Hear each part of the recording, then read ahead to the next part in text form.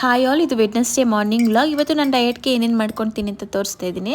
ಬೆಳಗ್ಗೆ ಖಾಲಿ ಹೊಟ್ಟೆಲಿ apple cider ವಿನೆಗರ್ನ ಕುಡಿದೆ. First ಮೀಲ್ಗೆ ಅಂತ ಚಪಾತಿ ಮತ್ತು ಎಗ್ ಕ್ಯಾಪ್ಸಿಕಮ್ ಫ್ರೈನ ಮಾಡ್ಕೊತಾ ಇದ್ದೀನಿ.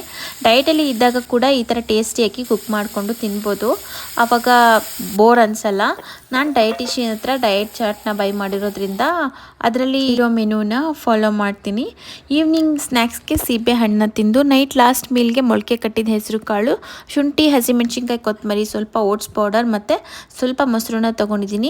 ಇದನ್ನೇ ಹಾಕಿ ಗ್ರೈಂಡ್ ಮಾಡಿಕೊಂಡು ಮಧ್ಯಾಹ್ನ ಮಿಕ್ಕಿದ ಎಗ್ ಕ್ಯಾಪ್ಸಿಕಮ್ ಪಲ್ಯನ ಸ್ವಲ್ಪ ಸ್ಟಫಿಂಗ್ ಮಾಡಿಕೊಂಡು ದೋಸೆ ಮಾಡ್ಕೊಂಡಿದ್ದೀನಿ. ಸಂಜೆ ಒಂದು 7:30 ಹಂಗೆ ಸ್ವಲ್ಪ ಸಲಾಡ್ಸ್ ಜೊತೆ ತೊಗೊಂಡೆ. ಇದೇ ದಿನದ ನನ್ನ ಲಾಸ್ಟ್ ಮೀಲ್ ಆಗಿತ್ತು. ಸಂಜೆ ಆಚೆ ಹೋಗಿದಾಗ ಬರಬೇಕಾದ್ರೆ ಜೋಳದ ರೊಟ್ಟಿ ಮತ್ತು ಶೇಂಗಾ ಚಟ್ನಿ ಪುಡಿನ ತೊಗೊಂಡು ಬಂದಿದ್ದೆ. ಡಯಟ್ ಮಾಡುವಾಗ ಎಮರ್ಜೆನ್ಸಿಗೆ ಹೊಟ್ಟೆ ಹಸಿವಾದರೆ ತಿನ್ನೋಕ್ಕೆ ಅಂದ್ಬಿಟ್ಟು ಸಂಜೆ ಮಕ್ಕಳಿಗೆ ಹಾಲು ಕೊಟ್ಟು ನಾನು ಸ್ವಲ್ಪ ಟೆರೆಸ್ ಮೇಲೆ ವಾಕ್ ಮಾಡಿದೆ. ಇದಾಗಿತ್ತು ಇವತ್ತಿನ ವಿಡಿಯೋ. ಇಷ್ಟ ಆದರೆ ಲೈಕ್ ಮಾಡಿ.